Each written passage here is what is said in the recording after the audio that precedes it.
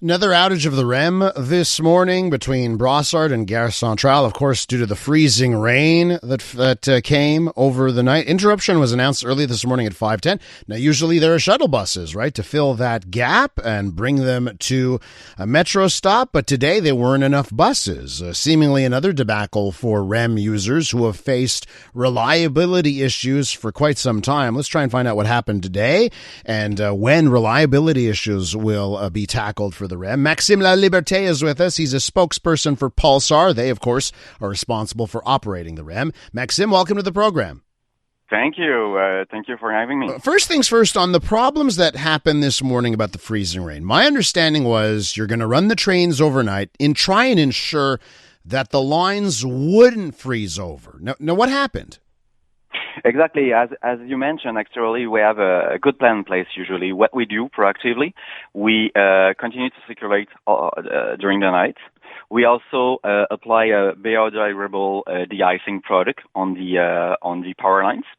And we also, yesterday, we had trains at every 5 minutes to equip with scrapers. So basically, we prevent the creation of ice. So unfortunately, what happened yesterday is that I'm sure you noticed around 6 p.m. we had a very intense freezing rain, and we had a train which was stopped for a couple of minutes at Ile des Sœurs for a technical problem.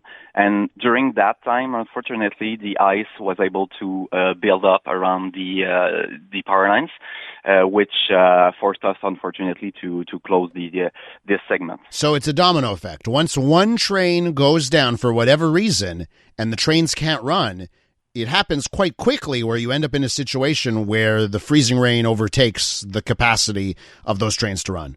Well, that's unfortunate. That's a coincidence. At the same time, we had intense freezing rain.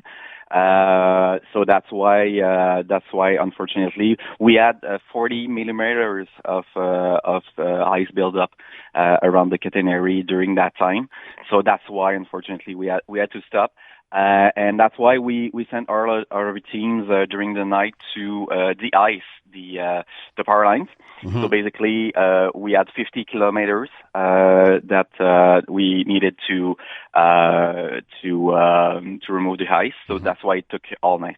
But and having said that, we get to this morning, and the line is down, right, between Brossard and Gare Centrale. So what happened there? And then the backup plan is supposed to be buses. There weren't any buses. You know, for someone who relies on the REM, I would imagine they'd be quite upset this morning. Yeah, and we totally understand them. Just so, first of all, we worked all night to remove the ice. Unfortunately, it took longer than expected. We had to remove 40 millimeters around the power lines on 15 kilometers. It was longer than expected, so we were able to resume around 9 a.m. this morning. That being said, it's important to say that between Gare Centrale and Deux Montagnes, the service was normal. So the issue was just on the South Shore, right? Between South Shore and the Pont-Champagne, Gare Centrale.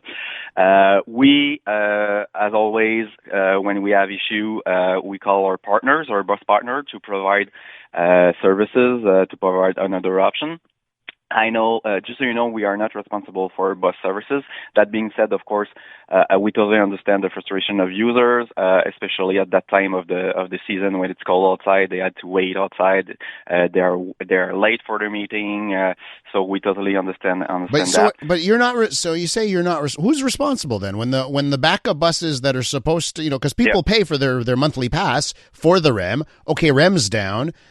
Who's responsible for the backup then? So what we do, the ARTM is responsible for the creation of the backup plan.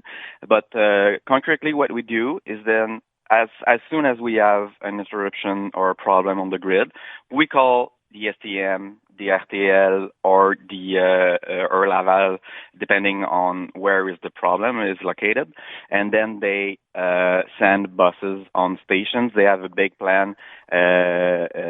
So my understanding is that they had a capacity issue with buses this morning. I mean, they could tell you more about that, depending on where people were located.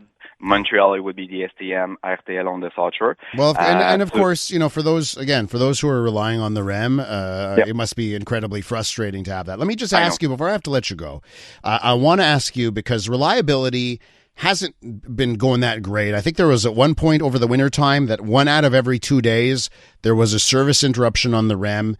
Can we talk about the efforts here to get, I know 100% impossible. Any public transit system, 100% is impossible.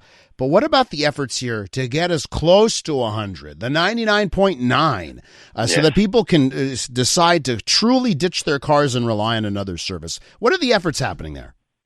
So again, users can expect they have the right to ask for good services, and we have the obligation to provide one. I'm assuring you, everyone is working hard to do so. Last winter, the issue was with the snow. Okay, we were bad at removing the snow on the grid. That problem is now fixed. Okay, there was no interruption this winter with that. This winter, the problem is more with the power lines. Okay, again, like yesterday, the ice buildup on the power lines. So we had a couple of issues in January of this year, and also we had a couple of issues with a particular part of the trains. That issue is behind us. We fixed that. So the segment you're referring to in January, we had a lot of issues.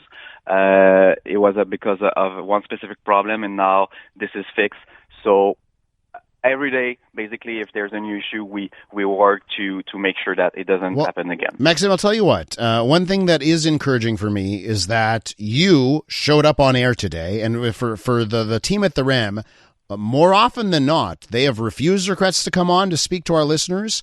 Today, the fact that you guys have chosen to speak to our listeners and communicate, I think that's a good sign, because that's one other thing I keep hearing from listeners. They want more communication. They don't hear from you. They don't get answers. So I hope this is a sign of things to come. Have you, and maybe you could tell us here, has there been a decision made to do more of these media interviews when requested? Well, the fact is that people have to understand, I'm working for Pulsar. Okay, Pulsar took the responsibility of operation and communication in November when we opened the new branch at the Montreal. So we are now responsible, and our mission, our goal is to provide more and better communication to users and you guys. So of course, that's why I'm here today. Okay. I know I'm not telling you exactly what you want to hear. I mean that the service will be perfect.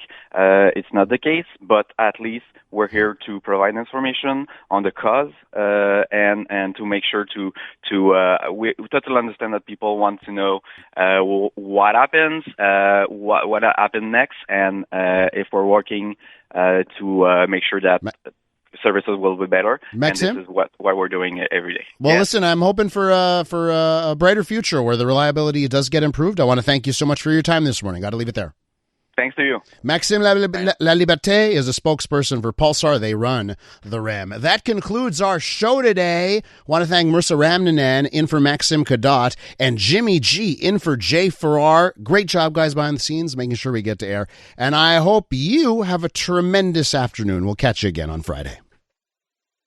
I'm Luke Wilson. Join me each week for Film Never Lies. Since retiring from the NFL, I've had a lot on my mind, and now I've got my own show. So if you're tired of lazy takes, if you want honest conversations, join us each week. Film Never Lies, available on all TSN platforms and the iHeartRadio app.